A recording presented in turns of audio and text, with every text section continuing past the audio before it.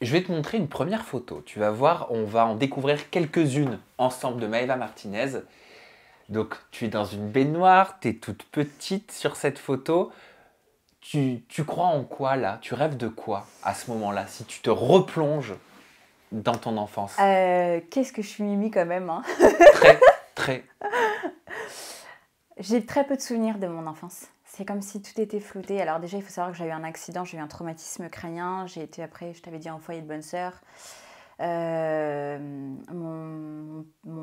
père d'adoption, on va dire, est parti à peu près dans ces moments-là. Et j'ai très peu de souvenirs. C'est comme si tout était un peu saccadé. Pourquoi? J'ai comme des petits trucs en parcimonie. Je pense qu'il y a beaucoup de souffrance et puis beaucoup de traumatisme à ce moment-là. Donc j'ai des petits souvenirs au foyer de bonne sœur, j'ai des petits souvenirs de mon père qui vient me voir, j'ai des petits souvenirs de plein de petites choses comme ça. Je pense que Tu à ce penses moment-là, je suis encore une petite fille heureuse, en tout cas. sur cette photo? Ouais, je pense. Mais j'ai très peu de souvenirs. Tu penses que tu as volontairement voulu ellipser toute une partie de ta Je vie? pense que la mémoire est bien faite pour une question de survie. Hmm. Mm. C'est-à-dire que tu en avais besoin pour pouvoir avancer, pour pouvoir te construire? À mon avis, ouais. Je vais te montrer une deuxième photo. Donc tu es très jeune aussi sur ce visuel. Tu vas me dire si tu as des souvenirs ou si c'est encore trop tôt. Alors ça, je sais que c'est à Saint-Martin, parce que du coup, on est parti un an à Saint-Martin avec... je dis mon père d'adoption, parce que c'est plus simple. D'accord. Étant donné qu'il y a un biologique. Pareil, j'ai pas de souvenirs. Mais en tout cas, j'ai l'air d'être très très heureuse. Mais j'ai pas de souvenirs, ouais. Tu te souviens à quel moment tu as quitté la naïveté, tu as quitté le bonheur qu'un enfant a par nature? Je pense à peu près...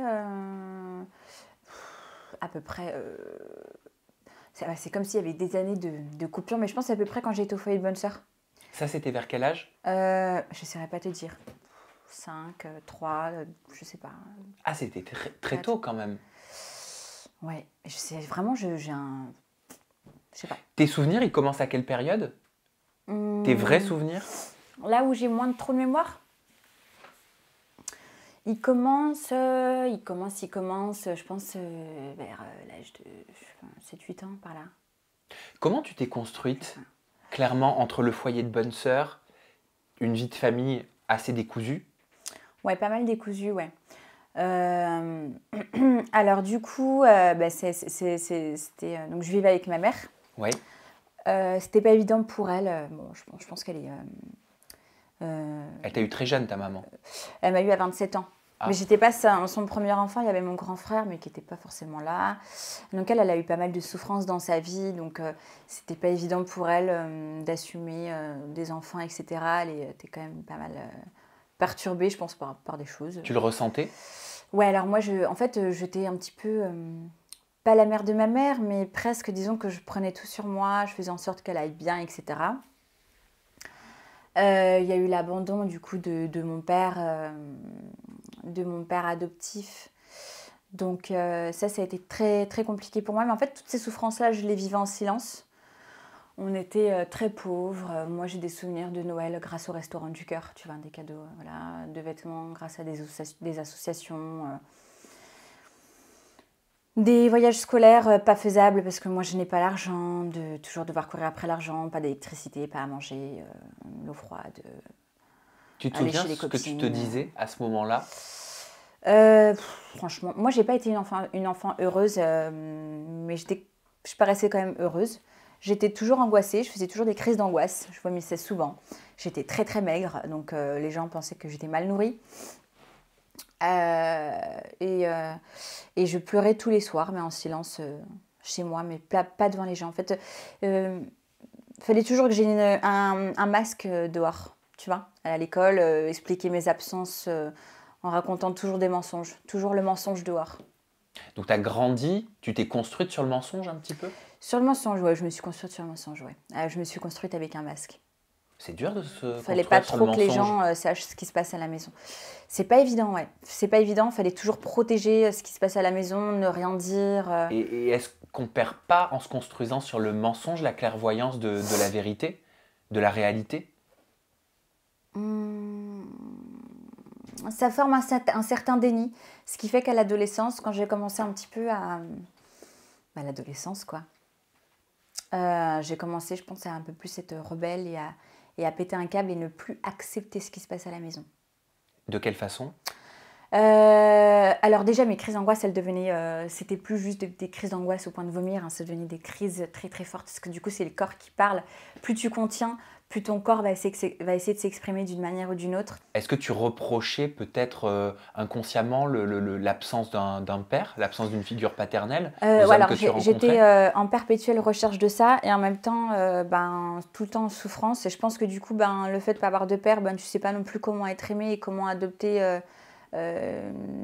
comment adopter un comportement face à un homme, que tu sois jeune ou plus adulte. Donc déjà, il y a beaucoup... Enfin, tu pars bancal, et puis après, avec ma mère, c'était très, très, très compliqué. Des problèmes... je pense qu'elle l'admettra jamais, mais de bipolarité, une dépression, etc. Des problèmes liés à l'argent, donc il n'y en avait jamais du coup, quand tu as quelqu'un qui aime les jeux, etc. Et en fait, moi, j'étais tout le temps triste et j'espérais tout le temps qu'elle change, etc. Et elle me décevait souvent. Aujourd'hui, tu as quel rapport avec ta famille? J'ai coupé les ponts avec ma mère parce que c'était trop toxique. On a toujours une relation beaucoup trop toxique. Il y a longtemps?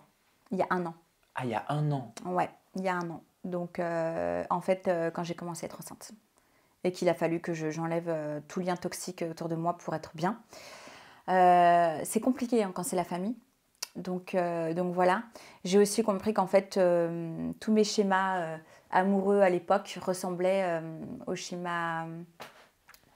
lien, à la relation que j'avais avec ma mère, c'est-à-dire toxique, amour sous condition, et à donner tout en échange d'attendre quelque chose. Ça veut dire quoi, amour sous condition? Je t'aime si tu fais ci, je t'aime si tu fais ça. Donc, t'essayes de te plier. J'ai du mal à comprendre, je te cache pas, parce que j'ai jamais vécu cette situation avec ma mère. Pour moi, l'amour, il est inconditionnel. Eh ben, oui. Et je pense que c'est ce que tu ressens avec Gabriel.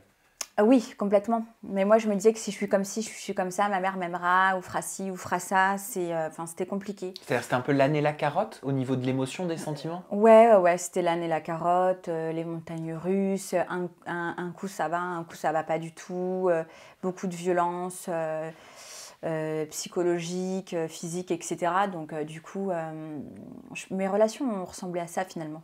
Parce que quand tu sais pas être aimé et quand tu penses que l'amour c'est ça parce que tu as été aimé que cette manière-là, eh ben tu vas que vers ça. Bien sûr, tu crois que c'est comme ça, tu crois que c'est la réalité de Tu l'amour. crois que c'est comme ça et puis tu penses pas que tu vaux mieux que ça. J'ai déjà été avec des mecs bien et tu vois, je me sentais pas à la hauteur. Pourquoi pas assez bien pour eux? Ouais, pas dans le même monde. Mhm. Toi, trop écorché vive. Oui. Et aujourd'hui, avec ta mère, donc je comprends que tu as coupé les ponts depuis 1 an, tu es maman toi-même, comment tu le vis? C'est pas évident parce que même quand on a un parent toxique, on aime son parent. Donc ça, c'est quelque chose qui n'est pas du tout évident à vivre. Tu l'aimes ta mère? Alors oui. Ça m'énerve de le dire et je la déteste. Mais je la déteste parce que je l'aime. Je peux que l'avouer. Et j'aurais voulu que les choses soient autrement. Et j'aurais voulu qu'elle ait sans doute une autre vie. Et j'aurais voulu qu'elle soit plus heureuse. Je pense que s'il avait été plus heureuse, elle aurait été mieux avec ses enfants. T'en as parlé avec elle? Non, je sais pas. Non, je pense que ça peut vite déraper. Je peux vite être très violente avec elle. Parce que tu lui en veux encore? Ouais, vraiment. Il y a un gros travail à faire à ce niveau-là.